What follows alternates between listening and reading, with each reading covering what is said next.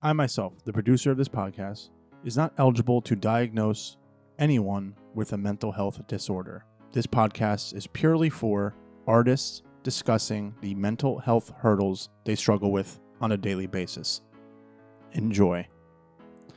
Hey guys, what's going on? Welcome to another episode of Where's My Mind, a podcast about mental health and the arts. And today I have an artist on who I met, I want to say, in the winter of 2021 through Clubhouse.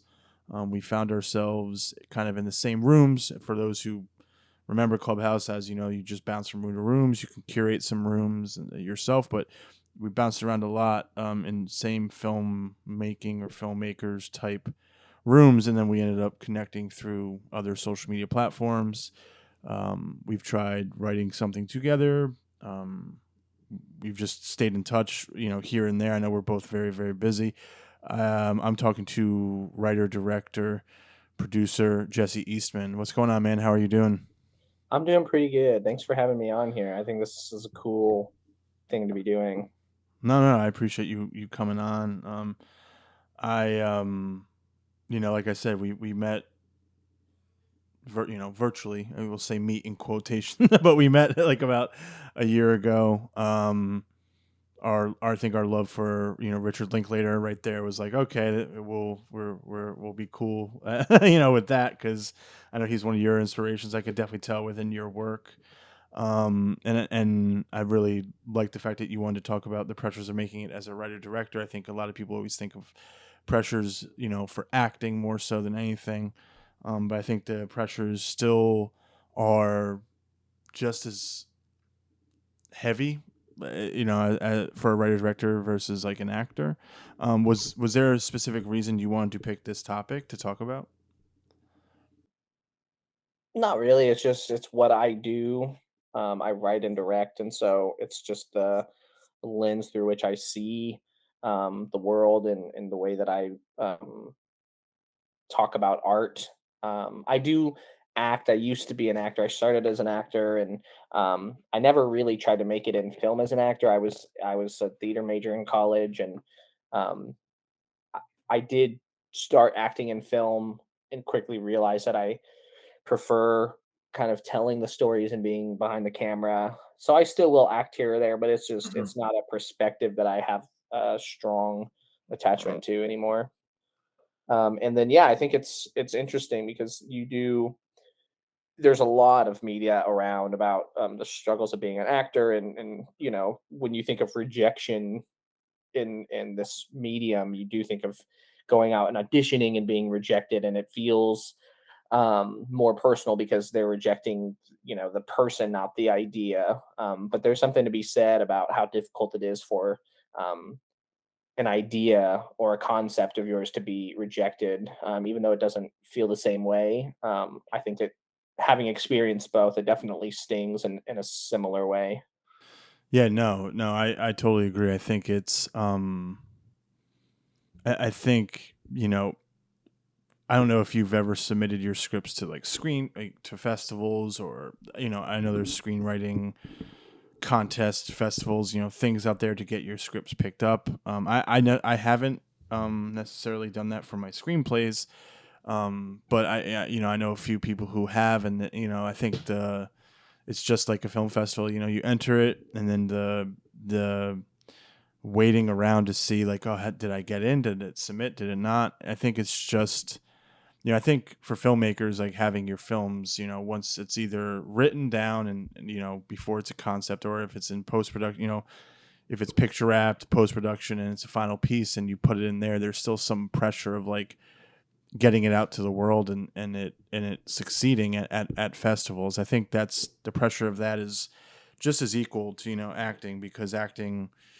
you I think the pressure of making it, you feel rejected in the sense of um the rejection you may feel like in an audition room, or I guess more so in an audition room. I feel like I don't know what sense of rejection you could feel as an actor if you've gotten casted and you're on set. I feel like when you're on set, the feeling for me, I don't know about you, the feeling of rejection being on set, it's not there. It's always like in the beginning, the beginning stages, or even sometimes the end result where your film doesn't make it to a festival. Yeah, I think the acting is definitely more, and you're putting yourself out there, you're auditioning, and then you do see some rejection in, when people are commenting on the final product if your performance stands out in a negative way, or Yeah. even if it doesn't stand out at all, that can feel like a rejection. So yeah, I think there's definitely this this um, this show business thing is just full of rejection. But um, yeah, I had a really hard time with rejection, and that's one of the reasons why I stopped doing acting as much, because rejection was just very painful. I took it very hard, and um, then I started writing and directing and realized that it's unavoidable if you want to make art. Rejection comes in different forms for me now, but it's like in my community, it's small enough that you always know all of other people's projects that are going on at the same time for the most part. And you see actors who will read a script of yours and say, like, hey, I'm not really sure if I'm connected to it enough to commit the amount of days. But then you will see them working on other people's projects that in your own mind, you're like, why would they take time off of work to do something like that? It has less nuance than the thing I do, but it's a mix of people not necessarily wanting to work for you and wanting to work for other people because they really get along with that other person, or maybe they just don't connect with the kind of material that you write. That's the main Mhm. thing I've come across, especially early on. I wrote a lot of similar kinds of things, and I pushed myself to branch out because I was kind of getting tired of being labeled in one way as a writer. But the stuff I What was write is that? What was the genre? What was the um, what were the in talking stories? heads, a lot of people are like, your scripts are really well written, but it's just two people talking the whole time. And that's what I like. I mean, I do love all kinds of movies, but the movies that I like the most are very conversational. Um, and I like dialogue is kind of my big thing. And so you have a lot of people who just aren't that interested in that. They'd rather do a horror movie, or they'd rather go out there and do an action movie that doesn't necessarily have anything interesting to say, but might be more fun for them to Mhm. experience. A lot of the actors around, at least in my area, they really want to do something that's going to be more fun, and there's less interest in doing something that's thought provoking. Less people will watch it. So everyone's making career decisions. You can certainly respect their choices, but it's definitely it's tough sometimes. And can you, for the folks, who, like I said, who are just listening and tuning in, where are you from? I live in Lincoln, Nebraska. For those of you who are not geographically aware, Nebraska is like basically the centermost state. We're technically a part of the Midwest. Most people have heard of Omaha. Omaha's the biggest city, and then Lincoln, where I live, is the capital. We're only about 45 minutes away from Omaha, so I do a lot of my work in Omaha. I don't even really say that I'm a Lincoln filmmaker because I spend so much time working in Omaha that I basically work there. I just live here in Lincoln. Yeah. Mm. But I am moving No. in a year. I'm moving to Austin, Texas. So, Are you moving there obviously to pursue film, or is yep, there? That's awesome. moving there to pursue film. Austin has a great film community, one of the top indie film communities in the country. There's also a huge film studio being built right now just outside of Austin, that's going to open up in about a year, a little over a year. And you have Um, South by Southwest. Yeah, there's South by Southwest. Yeah. Richard Linklater happens to be from there. The Austin Film Society, which was founded by him, is there. And when I went with my wife last summer, I got to go to the Austin Film Society cinema and watch a movie, and it was a blast. So You it fell in just love with felt it when you very, went, right? yeah, it felt very culturally. We went down to Texas because we knew we It's were. your honeymoon, right? You're like the late honeymoon. Yeah, it was our second honeymoon. We went on Second one. honeymoon. So a little backstory: we were supposed to go to Mexico for our honeymoon, but COVID happened, so we canceled our flight, and then we decided to just go to a cabin in Colorado, which is about an 8-hour drive from where we live. Um, so that was kind of a last second change, and so we decided to go to Austin the following summer, and that was essentially our replacement honeymoon for what was going to be our first honeymoon. Yeah. So, yeah, we went to San Antonio and Austin and Dallas for a few days each, because we really for my wife's career as well, Texas seemed like the only place that the both of us could agree on. There were places that I might have liked a little bit more, but they didn't really work for her Yeah. job. Um, but my wife teaches ELL, and she's fluent in Spanish. So And Texas, yeah. yeah, her goal, she's actually almost done with her second master's. Her long-term goal Wow. is to work on the curriculum and help make the curriculum for native Spanish speakers a little bit more fair and easy as they, learn English and learn to live in a new country. And so, the place where that's going to be the most important job In the is Texas. South, yeah. Um, so we That's knew we really wanted cool. Texas, and we love San Antonio as well. But Austin just it's very liberal. We're very liberal. It just matches our vibe. When we were Yeah. there, everybody was young and our Nice. Yeah, no, I mean, I feel like that is the, I don't want to say like the city of the future kind of thing, but it seems like a lot of like comedy festivals, obviously, South by Southwest is massive. Even like 10, 12 years ago, like that's when I first heard of it, and I was like, oh, this is a music and film festival, like, but yeah, no, Austin is growing, man. That's pretty awesome. When you first told me you were from Nebraska, I was like, that's really, I don't know anyone from there, obviously being from the East Coast. And I just imagine, and maybe this is me not being foolish, but I just assume like Nebraska is just beautiful in the sense of like the landscape of it. You you probably have a different view of it, but I feel like, because I'm coming from like the suburbs where houses are on top of houses, and I have to drive about an hour just to kind of get away from like society and all that. And I might be wrong. Like I said, I figured Nebraska or Omaha would be really like, especially like the films I know that you enjoy making and doing, and I could just see it being more cinematic. But when you were down in Austin, did you like, was your like brain just going as like, oh man, like, not thinking like, oh, when you went down there you were gonna move there, but like, were you just like, this is cool places to film, like you go to a different city and you're like, this would be really cool to shoot here, shoot there, like, do you? there's so much cool stuff in Austin. There's so many neighborhoods that have different vibes. That's not really something you have in the Midwest. Obviously, in the East Coast, that's a very common thing. Different Hmm. neighborhoods bring totally different vibes. In New York, Personality, yeah. I have a one of my best friends for years and years and years moved out to Brooklyn 2 years ago with his girlfriend. And they were always talking to me about how Brooklyn is, it's its own thing, and then you go over to Queens and they have a totally different thing, and Yeah. that's just not really it doesn't exist here. Yeah. There's not a lot of like nuance. Like you kind of have what you have here. So I love that there's a lot of different places that give different architectural vibes and um, cinematic looks. When we were there, we did know that we were going to be moving already. We hadn't decided specifically on Austin, but we were there to kind of help determine if it was going to be Austin or San Antonio, or if we didn't like either one, then we were like, well, maybe Texas isn't the best choice. So it was kind of a research trip as well as a honeymoon, and yeah, I loved it. We went all around. We spent 4 days in Austin, and we drove back and forth all over as much as we could. And there's a cool little Richard Linklater tour online. If you go to the Visit Austin website, they have like a little tour of like the restaurant where.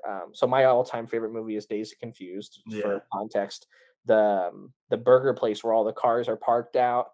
That's obviously in Austin. So we went there, and I took a picture there. And Yeah. they have the the paddle that Ben Affleck's character has that That's says pretty "Fuck cool. you" on it. They have it like behind like a glass with like everybody's autographs on it and stuff. And so it was cool to go around and see places from like my favorite movies. And yeah, it was awesome. It was very dreamy. You don't Nice. have that here. There is a weird thing with Nebraska because a lot of famous people are from here. Like a lot of really iconic people in film are from here, but films aren't made here that often. Terms of Endearment was probably the biggest thing ever filmed here. The movie Nebraska was obviously filmed here.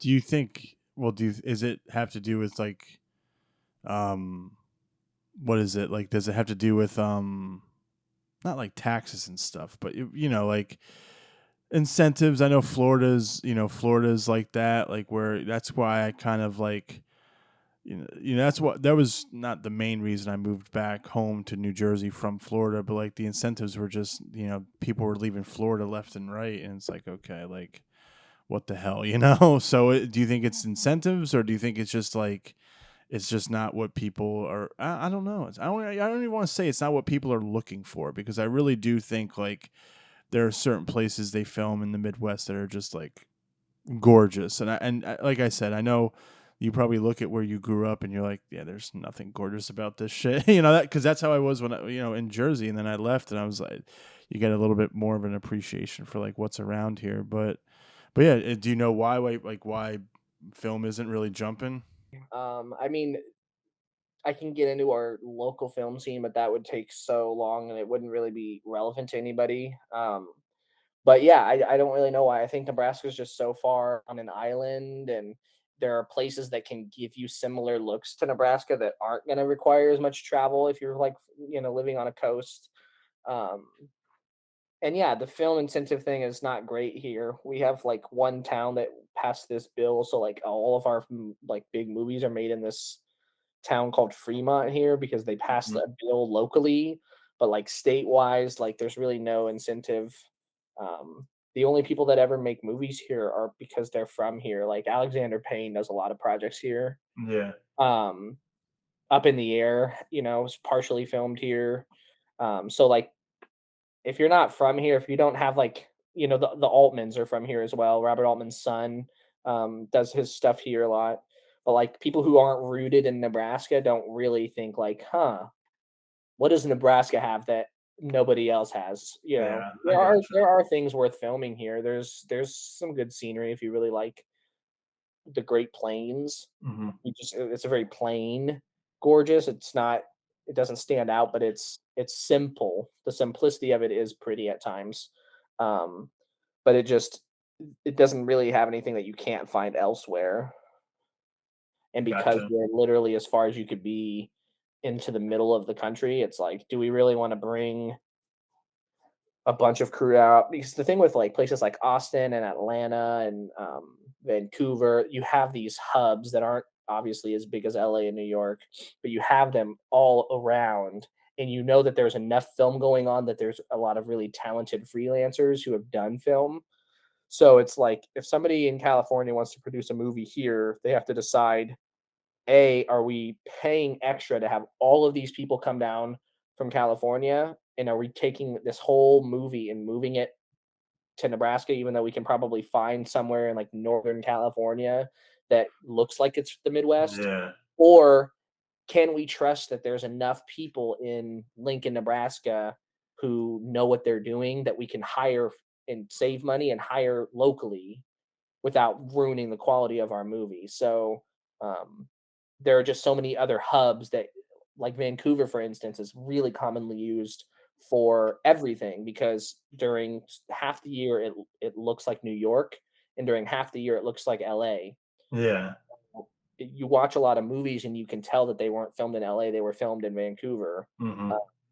So you have enough places like that that there's really no reason to bring a project to Nebraska, unfortunately. That sucks. That really Just a few, does. there's a few big ones. Tu Wong Fu was filmed in a really small town here as well. But yeah, it's not a big, it's never gonna be that kind of place, which Mm. is fine. Because what you get with it is more freedom to grow as an artist. Like it would have been invaluable to me. It's invaluable to me now knowing how I started here because there's a novelty to filmmaking because it's not every, in Austin, what I'm not looking forward to is when I'm out location scouting and I'm like, hey, can I use your bar? Can you close down for an hour? Can I come in on the weekend when you're closed? Everybody's going to be like, okay, I Yeah. point my finger and there's another local filmmaker here. Like what makes you special? Yeah. Where I live, it's enough of a rarity that most people will accommodate just because it's interesting. They may never be asked again. They just want to tell people, like, I helped produce a movie. I got a producer credit.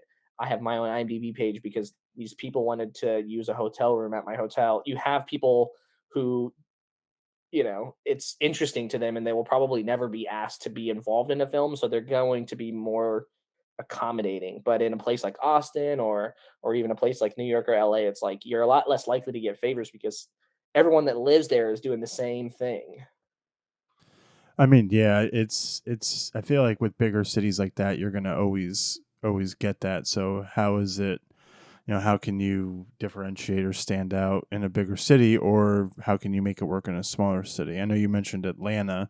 I feel like Atlanta is getting bigger by the year. Ozark is filmed in Atlanta. Yeah, I mean Netflix films have like a lot of their stuff in Atlanta, even though their main place is Albuquerque. Mm-hmm.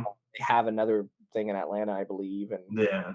So it's just wild, but yeah, no, I'm glad you were able to kind of like introduce yourself a little bit here because I think I really enjoyed kind of like hearing where you were from when we first met because it's just everyone's LA or New York, it seems like, really it really does, or Atlanta now at this point.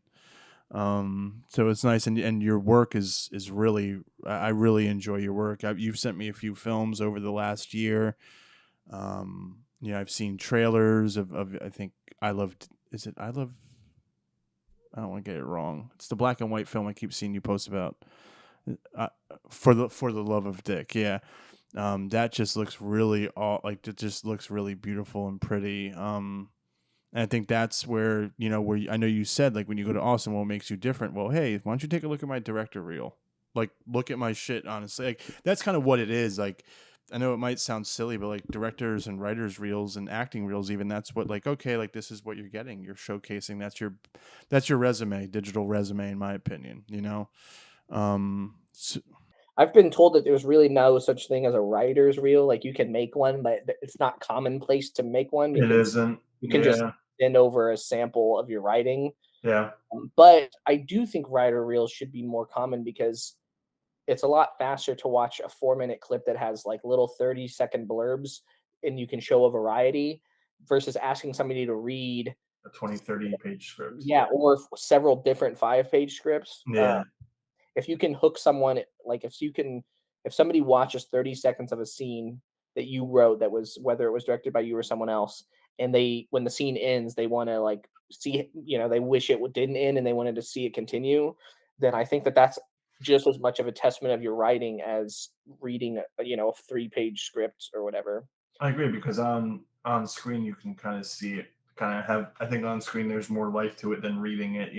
Yeah, it's the really Um, weird thing because most like when you have to like send scripts for like writing jobs and stuff, people want like 3-page samples or something. I'm like, what are you gonna get from 3 pages? Like, yeah.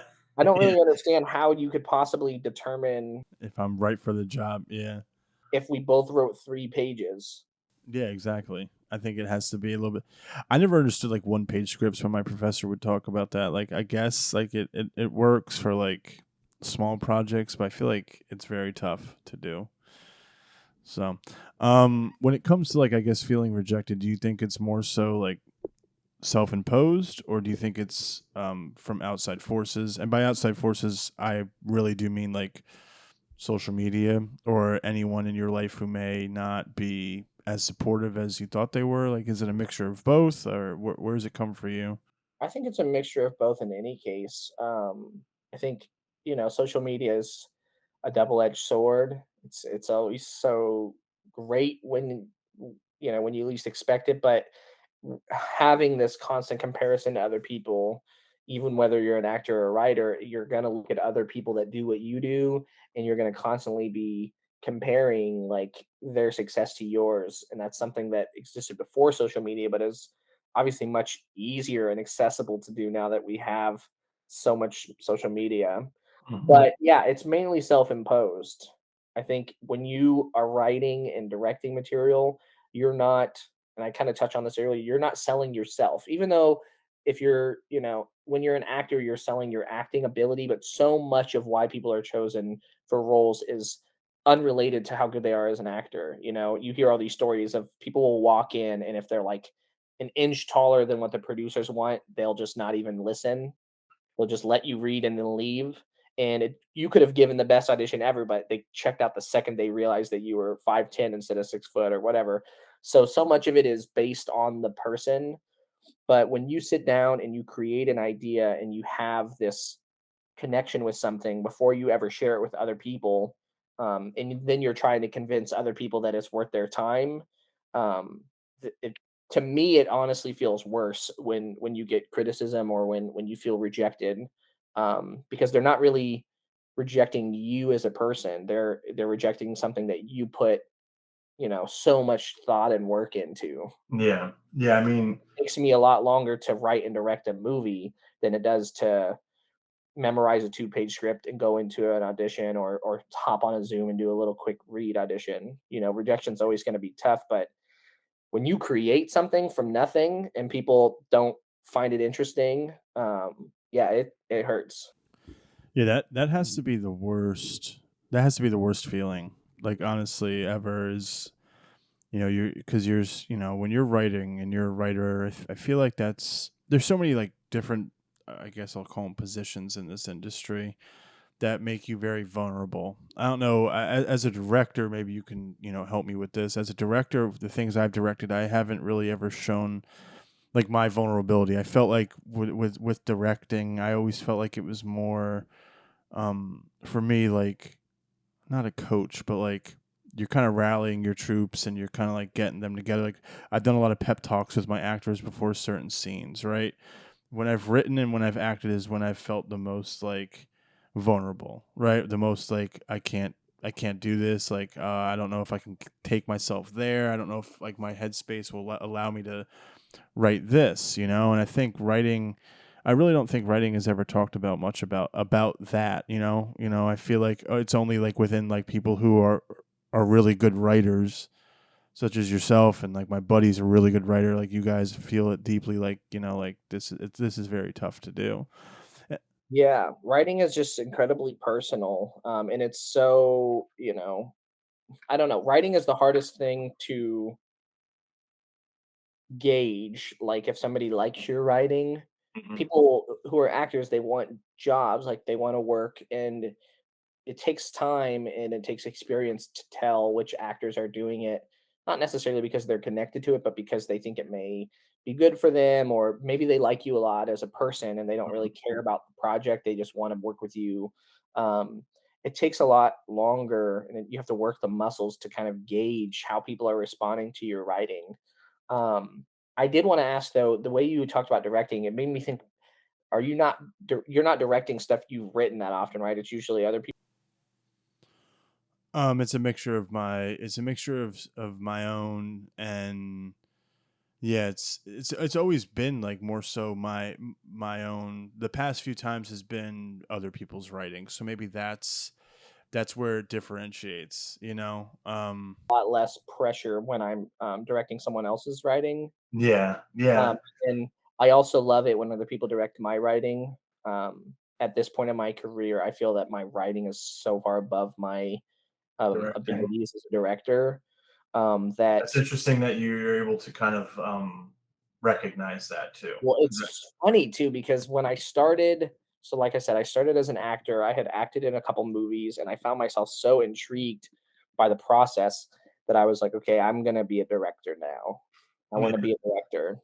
And so I started writing scripts so that I would have stuff to direct.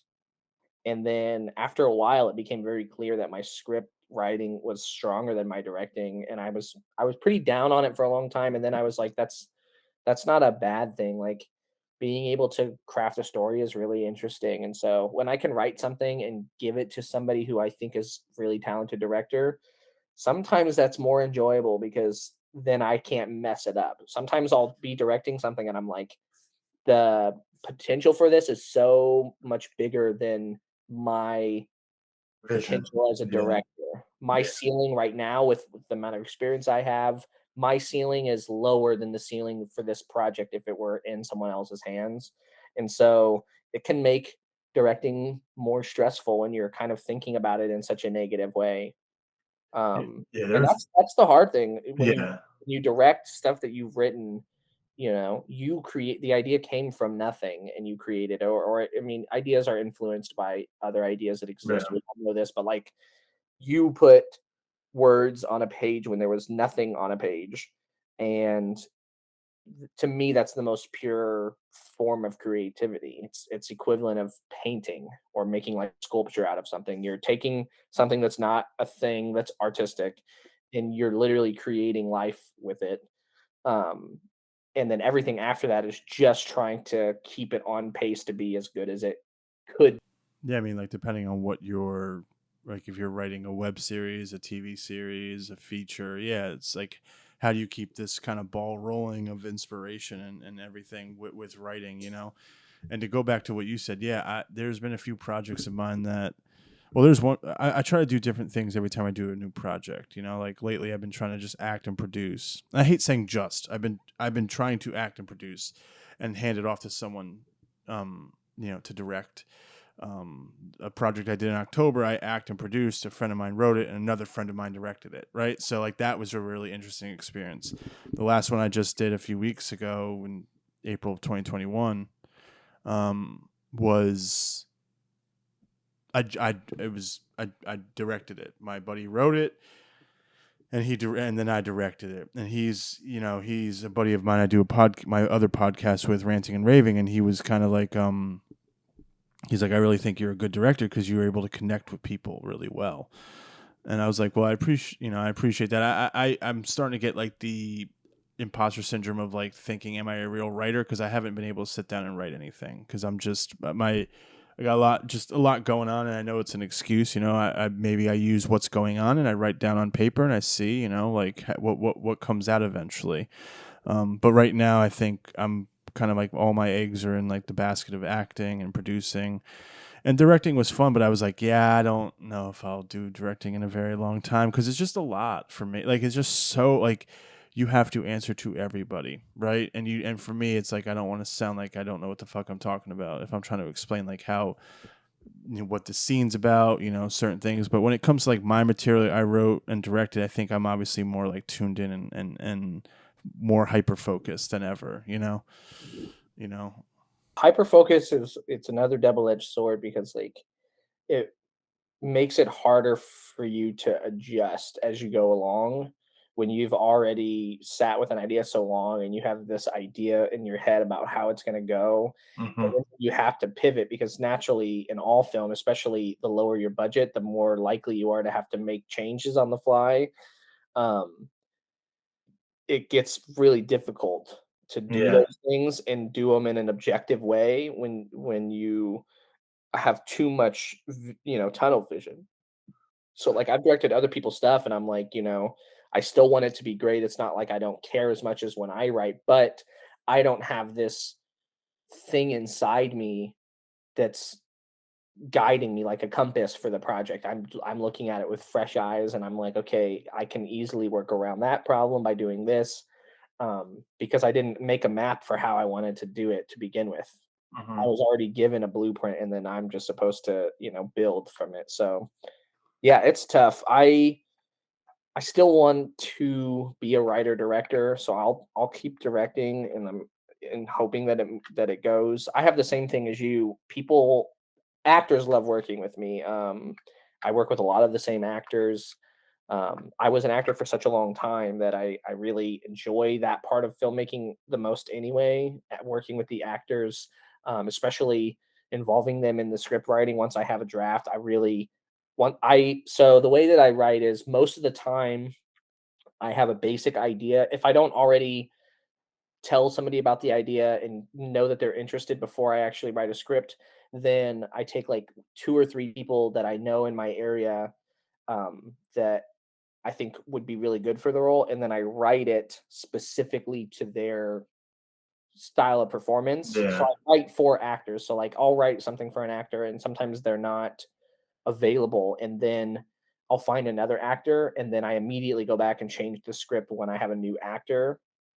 So I write so much specifically to the actors that I know I'm gonna have, that once I have a draft, I really want them to kind of tell me like, this doesn't really make any sense, or like my input is this. And sometimes I don't agree with their opinions, and then I don't take them. But like involving the actors is so important to me as someone who was an actor, and I always got so frustrated when I was doing theater when I would get notes from a director like, this is how you do it, and I would say like, I'm not saying no, like, obviously I'll do it, but, like, can you just explain to me, like, I feel like that's not my natural instinct, and so I just wanna know what my motivation is, and, when you're an actor, sometimes you get a lot of, like, "Well, that's just the way that I want it," and you have to do it, like, that's what you sign up to do, but it really makes you feel like you're just regurgitating. It makes you feel like you're walking and talking and like you're this piece that could literally be filled with anybody. And I hated that. That was the number one thing I hated about acting, which is why it was so interesting when I realized that I was really probably a filmmaker all along, because that was the main thing that always made me mad. I did not like not feeling like I had any influence on it from a story standpoint. And so working with the actors and talking to them and trying to come up with new things on set and just relating to the feeling of trying to perform and have your own piece of the pie, but also you are performing duties for someone. You're trying to give them what they want without completely, like I said, going through the motions. It's a weird line between like having your own individuality as a performer and then also giving the performance that you're being asked to give. And as someone who experienced that and struggled with it, it's so fun for me to work with actors. But it's taken a long time for me to like really care and put focus into like the technical stuff. And I've always had to write my shot list. I started out writing my shot list before I really knew how to. So like from a technical standpoint, a lot of my early stuff looks like someone who had never made a shot list because it's pretty basic. There's not like a lot of visual flair to it. Yeah. Um, so like the technical side is coming along and it has been, but if I could just co-direct everything and my job be to work with the actors and the script and constantly be making sure that that's where it needs to be, and then have the other director work hand in hand with all of the technical side and make the technical side look good. That would be the most ideal. But Yeah, I mean, you might be the only director I know who is that open and willing to have that connection or that rapport with actors. I there's times where I'm writing something, I'm very open to someone being like, like, well, I figured this character would say it this way. I'm very open to that. Like if the and to me that's part of the actor's job to come and kind of give their own interpretation of what's going on, right? Of what's happening, of what they think this character is going through. So I'm very open to all of that. I'm open to you coming to the table, and if it works that way, we'll try it that way. But I think a part of me is also like, obviously, ego is a big part of this industry. A part of me is like, well, I don't want to change too much because it's like, because then it's like, then it won't be mine. I used to feel that way a lot. When I was 24, 25 years old, I was very like, nah, this kind of got to be my way or no way. And I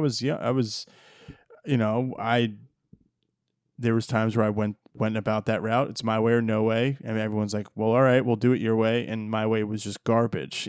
So when you bring on some people to help you out, I think, and you're able to kind of like, you know, I don't know, just be open minded to it. Like I think because what I'm seeing versus what you're seeing, like if you're my AD or vice versa, I might be seeing something differently. And if I feel comfortable enough to like approach you and tell you that, and then you're like, awesome, yeah. Other times people are like, well, I don't want your fucking opinion. Like, oh shit, all right, well, like then we'll leave it at that. But I think you have to have that open rapport like for your cast and also for your crew because I think it will just make your project that much better, in my opinion. 100%. I've never really had that like my way or the highway mentality, That's but good. I've definitely had to develop more of like somebody will suggest something, and if I don't like if I immediately am just like no, like that's not good, I'll say like I don't think we're gonna do that, but I don't want to discourage you from giving more ideas. So like Yeah. I might not like this one, but that's rare. Like in most cases, if somebody can explain to me, if somebody can lobby for an idea and I even question it at all, then I'd find time to at least try it once, and that way we have it. That person feels like they're validated. They got at least one attempt at their idea, but then we have several of the way that we were doing it before. Because if they were right, they're gonna love seeing that in the final product. They're gonna be like, "Dang, like that was me. Like I came up with that." But then if they're wrong, they're wrong, and it is what it is. Yeah, no, yeah, I mean, I think it's good to have an open mind, you know. It's tough though because there are a lot of actors who don't, and this was something that just I did not understand it. I thought all actors were gonna be like, because I was like that. I was always a pest. Like any director who's ever directed me will tell you, like, God, he had ideas, or he was always wanting like he wanted to really understand why everything was done. Like I can't even believe I made directors explain so much. Anytime I didn't understand why I was doing something, I'm like, okay, you got to tell me why. Like you got to explain it in a way that I can understand, because to me it's wrong. So maybe that made me, difficult to work with when I was an actor, but I don't really give a fuck. Um, anyway, my point is, God, what was my point? I kind of lost my train of thought, didn't I? Hold on, give me give me a No, sec. you're good. Uh, oh yeah, some actors don't like it. I assumed everybody would like that, but I've worked with actors who are like, they really don't want, whether they think that they should be, like if you ask them to be an actor and they're only going to be credited as an actor, then for like career reasons they don't want to give a lot of notes on the script, because that crosses out of being an actor, and that you're like asking them to like help write the script, which I think is ridiculous. Like if you're in it for the love of the art, then like stop being an asshole. Like don't you want to make it better? Like, but whatever. That's I digress on that. No, Some no. I mean, people it's interesting that some people also just like they don't like the pressure. Like they just want to show up and be told kind of what to do. Like they like give themselves up to what the director wants, and that's like kind of what they prefer to do, and they don't really like the having a lot of opinions on the story and things like that. And so there were a lot of times where I would have table reads. Like anytime I work on a project, we do a read through. I have everybody give me notes, and I make rewrites before we film, so that people, and I don't always include people's ideas, but usually they have good ideas. If there's a line that sounds weird, or if there's a scene that doesn't work, I want to know that before we film, so that we can be efficient on set. Um, and some people will just like they don't want to give a lot of notes. Like I worked on this web series, we never ended up filming it, and there are like 4 or 5 actors that were going to be in it who all have the same acting coach in our little town. They live in the town next to me, Omaha. They all have the same acting coach, and in the thing I was saying like, hey, I'm gonna send you guys all questionnaires. You've all read all the episodes. It questions like, are there any characters that stand out to you? Are there any characters that seem weak, that seem like they don't really need to be there? Just basic questions. Um, and I got the same response back from all 4 of the people who have this acting coach, and they're like, that's not really within our boundaries as a acting. If you want us to fill these out, then you have to give us writing credits. And I'm like, you're not writing a fucking line. Why would I give you line writing credits for answering a question about like the impressions that you get? Like, you yeah. think that it's inappropriate to give me ideas whether I take them or not, and not like, I just thought that that was so ridiculous. Um, and another time, there's this person on Clubhouse. We probably talked with her together, so I won't say her name. But she's an actress in Texas, and she was going to do a Zoom read of a script of mine. And actually, I think you were going to do it too, but then you were busy or something. It was Mhm. a feature length script of mine. Um, and I told her, she was like, "Yeah, I'll totally do it." She was going to play one of the lead roles. And then a few days before, we were texting, and I said, like, "Hey, don't forget, like, plan to stay after half an hour to give feedback on the script." And she's like, "Yeah, I don't really do feedback. Like, you're asking me to read for you." And I was like, "Okay, well, I told you when I asked you that there would be feedback involved. So you can fuck off and I'll find someone else." Like, Yeah, yeah, I'm happy that you say that because I don't know, man. I don't know. I don't know how this is gonna sound, but it is what it is. I think sometimes I'm a little too nice with people in this industry, in the sense of like, I think you mentioned it in the beginning of the episode where, um people will just. I've had every one of my projects I've ever done. I've had besides this past one. I've had people tell me that actors or yeah, it's been mainly actors. They've quit like days, hours, weeks before production after getting casted, after getting hired, essentially. And I tried my damnedest to pay everyone on set. That means if I have to save money and pull out of my own, out of my own money and pay people, I do that. There's a whole other episode that could be about, feeling like a failure with like dropping so much money down and then it kind of going nowhere, right? But that's not what we're talking about. People have like some of the fucking audacity people have. I thought you were gonna go with the story of her being like, "Well, aren't you gonna pay me?" Like, are you serious? Like, no, you offered to do a goddamn table read like on Clubhouse over Zoom. I'm sorry. Yeah, like, come on. Okay. Local actors.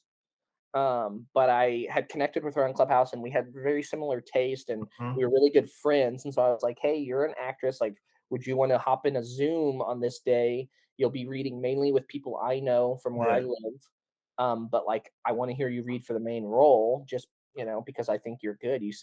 Based on what you've told me. But yeah, she didn't ask about money. She knew it was free, but she was like, "Yeah, I don't really give feedback." I'm like, "Okay, well, bye." Like, I told you when I asked you that if you would read and give feedback, but you waited until a few days before to. To say no. Yeah. Yeah, I mean, it's just people have the audacity to be very like I don't know. I'm gonna just sound like an asshole, but it just sounds like people act like they're bigger than they are. Like or they think they're on a higher horse than you are, and it's like we're all trying to like we all have the same goal, or maybe not. Maybe we don't. I think most you end up gravitating towards people who have the same um, who want the same things out of this industry, right? I think people who are money hungry and want to just do it for money, I think they're going to be together and they will, do their own thing. People who want to make really good work and really good art and really good content and all of that, they're going to gravitate towards each other and they're understand, okay, I understand that my day, I might do two back-to-back 12-hour days, but I'm doing it because I love it. So I think that happens, but for people to kind of, I don't know, act as if I've never been rejected as a director, but then you look back and I'm like, wait, every one of my projects, someone has said that they don't want to work, they don't want to be a part of it. I'm like, I thought I was alone. Like for the first couple of years I did this, I was like, why does it seem like at least one, sometimes more, people quit every project I do? Like, is it something I'm doing wrong? And then the more I talk to other people, it's like that's literally just independent film. Like people are Yeah. always flaking. Like Oh sometimes yeah. one person, sometimes it's like four people. Like it's crazy. But it's also the real root of the problem is that like, and this might sound bad, I don't know, but like I don't think there's enough appreciation for somebody choosing you to be in something that they created. Like you don't have to like kiss their feet and like owe them anything, but like if somebody, because here's the thing, I don't even do auditions usually anymore. I will sometimes audition, but like for the most part now, I just cast people that I want.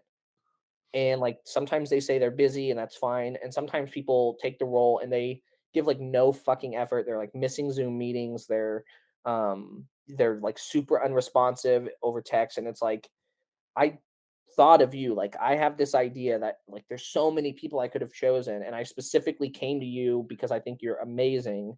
And you could have said no if you really weren't interested. But it's even more offensive if you take a role and then treat it like it's just any other thing. Like be fucking appreciative that I even like it just like maybe that sounds bad, but like there's just Uh, no fucking gratitude around like, and that's the thing.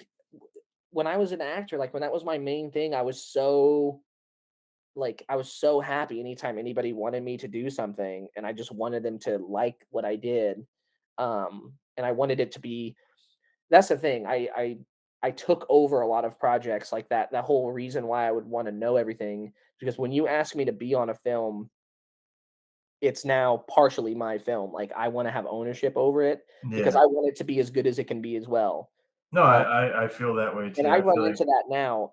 I also hate like being a producer but everybody around where I live wants me to help produce their movies because I've kind of gained a reputation And you're for good at it. Yeah. knowing a lot of actors, being able to find locations. I'm kind of a I don't know, I'm a good talker, I guess. So like I can get people to agree to let me use their location sometimes. I've had some success with it. It's probably So a all lot about your approach too. yeah, a lot of people are like, "Hey, like I have this like script and like I just need your help like helping me find actors and helping me just be organized." And I'm like, "That's not even really a skill set I have. I developed it out of necessity." But Yeah, people will get mad when I you ask me to be a producer on your film. It's now I also want it to be as good. I want it exactly. to be the best that it can be, not only because my name is on it, but because you came to me.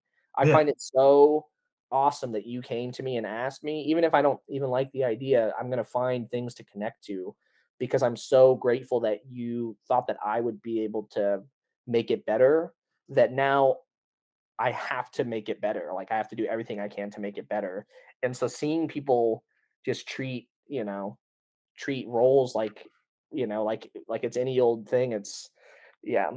I think it's I don't know. I think it's things take. I think people take everything for granted. Not that this is the same situation, but I have been just I don't know what you would call it, but I've just have like just realizations a lot the last 6 7 months about just myself, right? And I've been like, I have never enjoyed like I look back at all my films I've done since moving back home, and they've won awards in Jersey, and I've been to festivals within the United States, and I've won awards for them, and it's nice, but I still feel like I'm not shit, right? And I'm not saying awards should equate to you feeling anything, but if I ever get down on myself, I could just look to the left to me or like on my wall and be like, oh, I have an award. That should be inspirational, but I told my wife, I was like,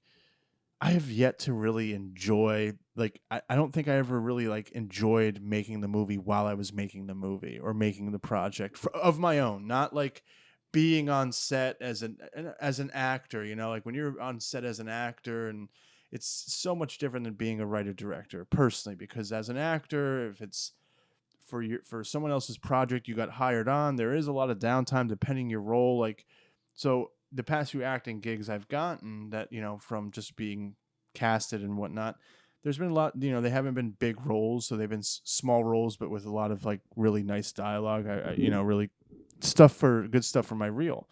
But I've had downtime to catch up and just bullshit with people. But when I'm directing, I was boom, boom, I was going, going, going.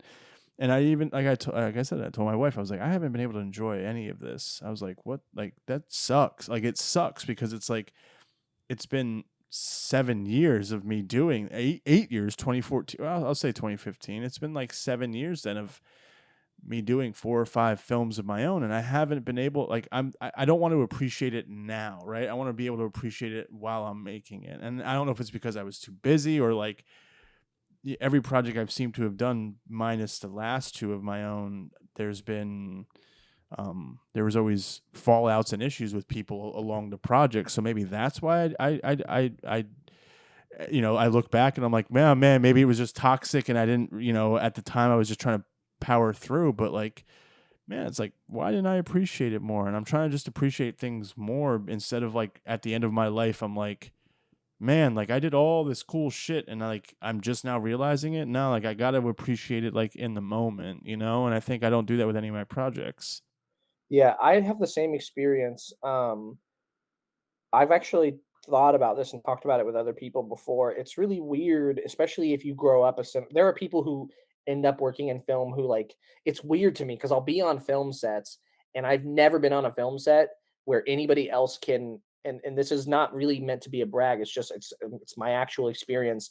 Nobody on these film sets can ever hang with me when it comes to talking about film. It seems like all of these actors and people that I work with who are so talented, so much better than me, don't like watch that many movies. Like it's weird sometimes. Like for me in particular, I always have assumed that it was because I watched so many movies and I still watch so many movies, but I grew up just watching so many fucking movies um that it doesn't really feel like these movies that you see just they feel so far away because they're a magic thing, and how could you be doing that, right? So like if you make a movie, if like in my case, if I make a movie, it doesn't like when I watch it, it doesn't feel like a movie because I did it. You know what I mean? And so like I'm not enjoying movies while I'm making them either because there's so much fucking work. And then by the time the movie comes out, all I can remember when I watch a movie is like every fucking detail about the production. Like when I watch one of my movies, I'm like, oh yeah, I remember I told that actor over and over again that the line was wrong, and they just still read it that way. So I just gave up because we are running out of time. So like I'll hear a line and I'll be like, oh my god, dude, that actor could not get the line right, and we had to just keep going. Or like I I remember that day it was really hot, and that person was constantly arguing with that person, and I felt like I had to play mediator while I was in the middle of it. I just remember the making of it so much. It doesn't feel like a thing that the other movies that I watch feel like. When I watch other movies, they're movies, but when I watch something of mine, it's just me watching like a bunch of memories of the production. Yeah. Yeah. So that's at least my experience. I also have the same thing. I have a really hard time appreciating stuff as I'm doing it because I just am so focused on it that I don't really, I'm not a big live in the moment. I've never been good at it. Yeah. Neither have I, and I don't know why that is. I don't know what it is. And I think with the people I made the projects with, we'll reminisce, and that's fun. But like, you just kind of wish like you were in that moment of like you were just in the moment, and you were kind of like, damn, like this is pretty cool, like what's happening right now is pretty cool. I guess that's what behind the scenes photos and stuff are for. But before we wrap up, I just wanted to ask you: do you have any words of advice for anyone your age, younger, older? Um, any other advice for writers or directors trying to overcome rejection or feeling rejected as a writer director? Anything that maybe any tips that you have worked on to kind of help yourself throughout all of this, like when you're feeling rejected? Is there anything, exercises or anything you do to help you out? Um, Honestly, I don't have any good advice. Advice is hard. I've been on a couple podcasts, and you get asked some similar question, and it's like it's every time I found myself giving advice, I've listened to the episode of it like, oh god, I sound like a bitter like asshole. My advice is usually this is the advice I gave on the last one, so I'm going to give it again. All right. I still feel like it's accurate, and I hope people don't take it the wrong way. But if you do not like eat, sleep, breathe film, like if it is not a physical compulsion for you to be making it, then find something else to do because it's a lot of heartbreak. The likelihood of it being the way that you think it will be is very small. You have to find new things to appreciate about it because when you think about what it's like to make a movie and then you make a movie, literally not in any way the same. So like you have to really, really, really just love it and appreciate it as an art. Because if it's not something you're 100% committed to, it's just going to hurt you so much. Yeah, I don't think that sounds bitter. I think that's really well said because I don't know about you. People uh, and I don't think it was anyone's job to tell me this, but people never told me like how it really was going to be. Like I started college a little bit late. I was 22 when I started. I graduated when I was 25. And in the midst of being in college, all of us thought we were going to be like the next Tarantino, Linklater, Paul Thomas Anderson. Like we just thought like we're gonna get out of school and we're gonna just make a bunch of cool shit, and we're gonna just like we're gonna get hired by like someone from LA right away. Like we all thought that. It wasn't just me. We all thought that way. And little by little, people started graduating and realizing like, oh wait, I have to be a pizza delivery driver. I have to work at a bar. I have to do this job that's not film related. Okay, but like, and then I would be like, what's still, I'm not saying, I'm not trying to make myself sound good, but myself and other people, a few other people were the catalyst of like, let's make films on the weekends. There's nothing stopping us from doing that. And some people are just jaded. So what you said is pretty fucking accurate, man. It's very much like you know, if you don't think about this 24/7. Now, there's times where people may take breaks, right? Or they may just I do all the time. Yeah. Every 3 months, I take, like, 2 weeks off because I'm like I physically make myself ill with how much time I put into Mm-hmm. everything I do that, like, I just physically can't do it without taking breaks every, like, 6 to 8 weeks. I'm like, "I need 2 weeks where I'm not answering any fucking Yeah. messages." Like, yeah, that's what I mean, though. To sum it up for people, it's if you could be just as happy doing something else, then do it. exactly because I don't think um this ain't for the faint of heart. Like there's a lot of and this topic has been brought up more lately. I've heard more people talk about this than not about how no one really posts their L's or their losses online, right? And it would be such a really interesting world if we actually did that. Like if we actually did that. Um how the world would be because you're being a little bit more vulnerable, you're being more real than like what social media perceives your life to be. There's a lot for me. I don't know about you. I felt like I've taken more rejections. I don't want to say taken more losses, but I've had more rejections. I've had more feeling of rejection than um great feel like a good feeling in this industry. And like I said, the good feeling in this industry I didn't really embrace. Like I didn't get to embrace it. If at an award show, if I won an award, I was too nervous to know what I was going to say. It wasn't recorded. I'm usually at festivals by myself, so like, you're not able to really like kind of like that's not something that you're able to really try to embrace and enjoy. So yeah, there's what you're saying is 100% accurate. And I think that for anyone who's into it, younger, older, if you're in your 40s and trying to break into it, or if you're in your teens and you're trying to break into it, you need to know like if you absolutely love this, then you have to stick with it. But if this is something that you're just like, this is something I might try this month, or I might do this month, or then, and if you don't, let me reiterate, sorry, if you're just trying to be like, oh, I want to start this as a hobby, that's how I started with like, oh, I love movies. Let me go to, let me do this as a hobby. Then I went to school for it, and then I ended up falling in love with it. There's nothing wrong with starting a hobby and then being like, this shit ain't for me. But like, I feel like any hobby you pick up, you need to really like try your hardest. And if you're like, well, fuck this shit, then then you're like, okay, I'm not doing it. So Yeah. For that. It's just your priorities change. The longer you do it, you kind of like when I first started, I wrote a screenplay. It was the first time I was going to direct something of my own. I was like, I'm really proud of this script. Worst case scenario, it probably only plays at a few festivals. Best case scenario, I get a fucking Oscar nomination. I'm the youngest person to ever get one, right? Like it sounds dumb when you hear it, but that's really how your mind works because of whatever reason, accolades are so important. And even if you win them, like I've gotten a few, I've also taken a lot of L's, so to speak. But as I've gone along, I have to look at every project of I will be happy when this is all said and done if I made something that I'm proud of, that everybody else is proud of. If everybody on this film takes pride in this project, it could not win a single thing, and that will be cool. And I used to not have that. Like, if I told myself 4 years ago that that would be cool, then the younger me would be like, "That's just lazy, dude. You need to go for Mhm. the fucking. You need to go balls to the wall. That's already giving up. That's already not trying as hard when you don't have, an actual tangible goal in mind." But that's just a young person that doesn't know what the fuck they're talking about.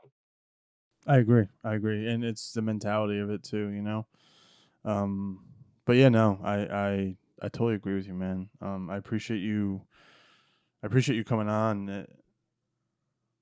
Oh shit, I've stopped asking people that because everyone is like, I'm gonna cut this out, but people have been like, yeah, nah, yeah, nah. So I'll ask you. I could ask you. I will talk about therapy, and I'll add it in the beginning of the episode. All right.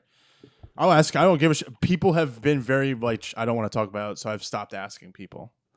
Um, so do you to start things off, do you go to therapy, or what are your thoughts on therapy? Have you gone to therapy? What, I personally think therapy for artists, and obviously non-artists as well, but more so for artists, is very, very essential.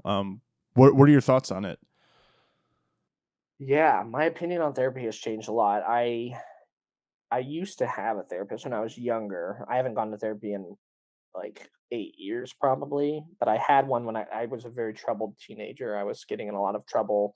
So I had somebody assigned by the state that would come and visit me every week and talk to me. And at the time, I didn't really appreciate it. We didn't talk about much. I've hardly ever talked about um, tough things. I always kind of just talked about what my last week was like, what my holiday was like if I hadn't seen him.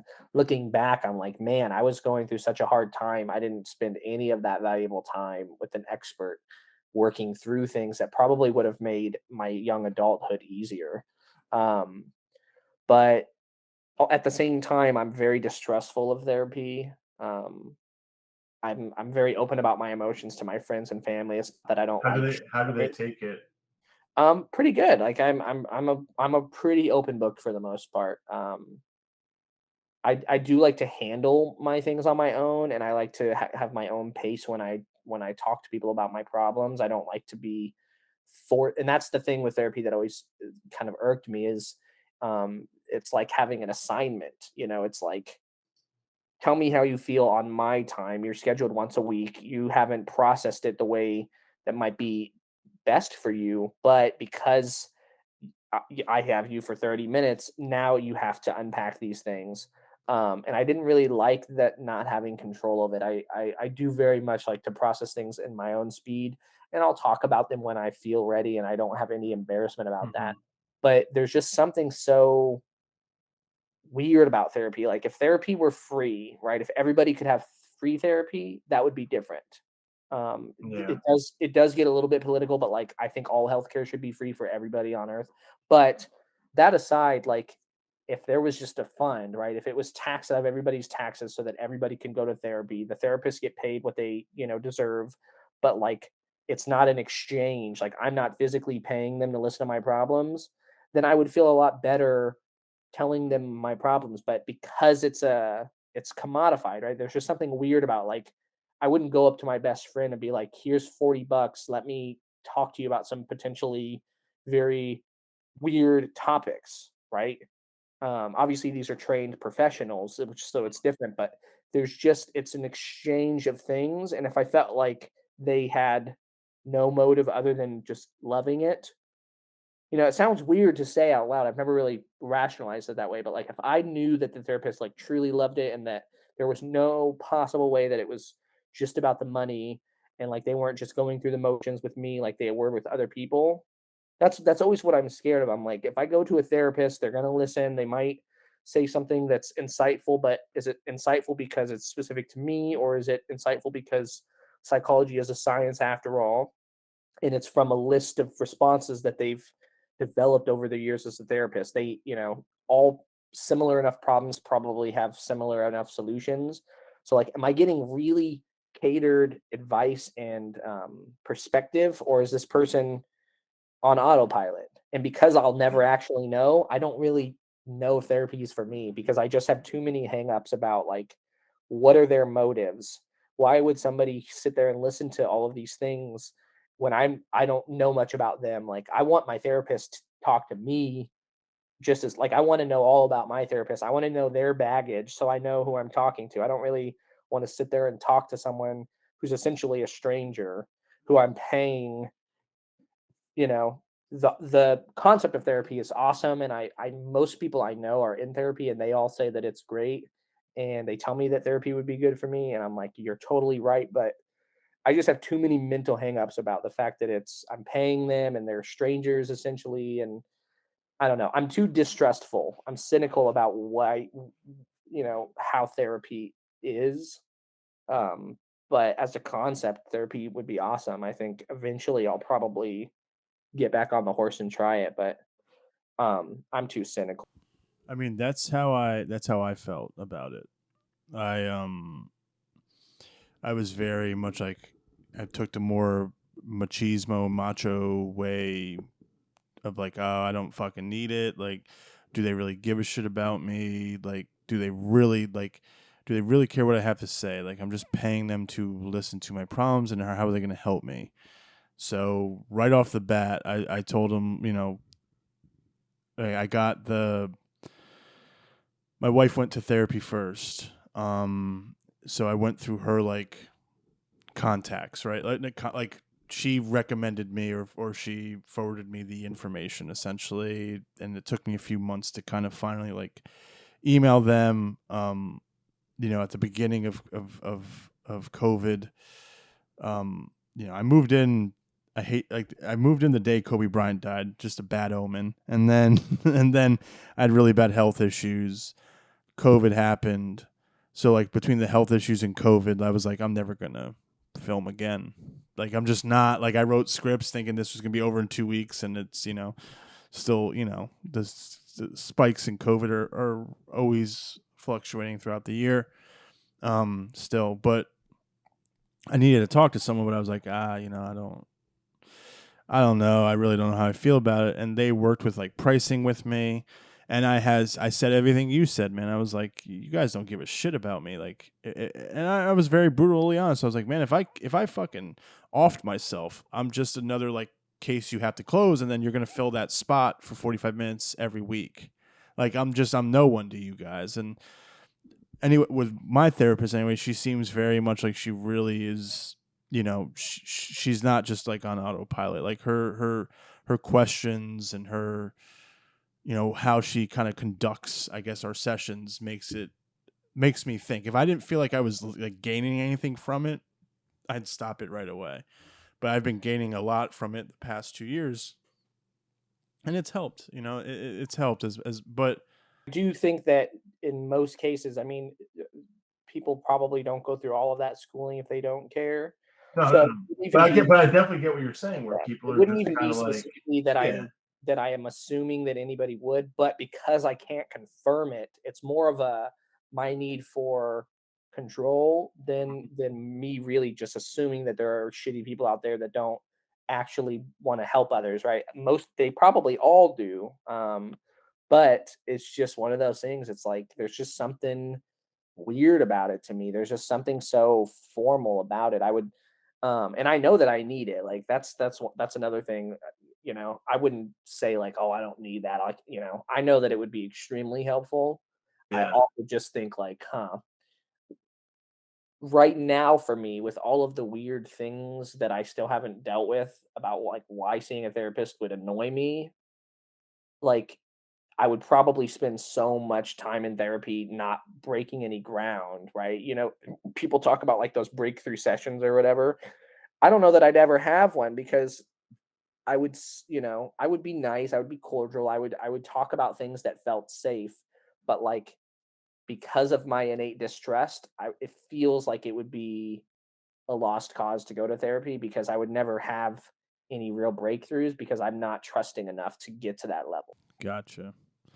Yeah, I mean it's interesting, man. It sounds like what you're saying is something I was going through. Like I don't know what my breakthrough was, but there was one session I remember she's like, "This is your lowest point right now." Like she's like, I could just tell. Like this is the lowest you're going to now be in therapy.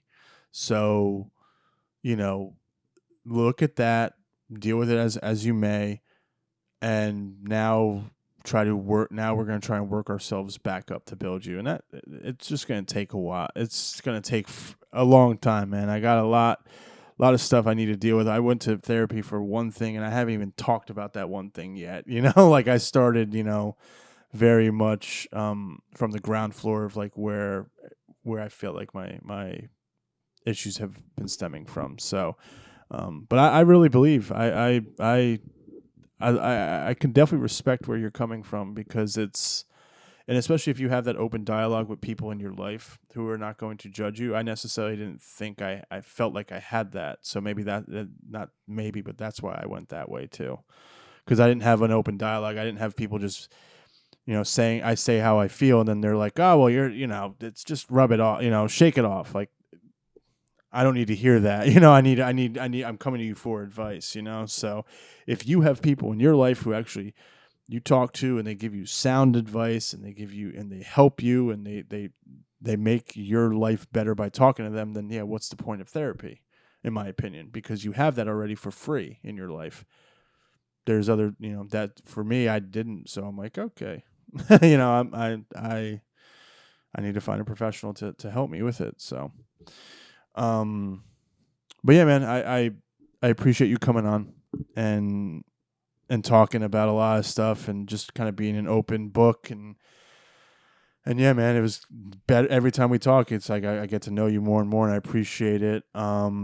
And yeah, guys, thank you for listening. Thank you for supporting the podcast. This is once again writer, director, producer Jesse Eastman going to be out of Austin, Texas soon. So obviously make sure to follow him when I post our trailer on Instagram and stuff like that. And once again, Jesse, thank you for coming on. All right. Later, man. Thank you. See ya. Once again, this is Where Is My Mind, a podcast about mental health and the arts. I'm host and producer of the podcast, Christopher Orangeo. All episodes will be available on Spotify, YouTube, Apple Podcasts, Radio Public, and Amazon Music. Once again, this is Chris Orangeo, and thank you for supporting.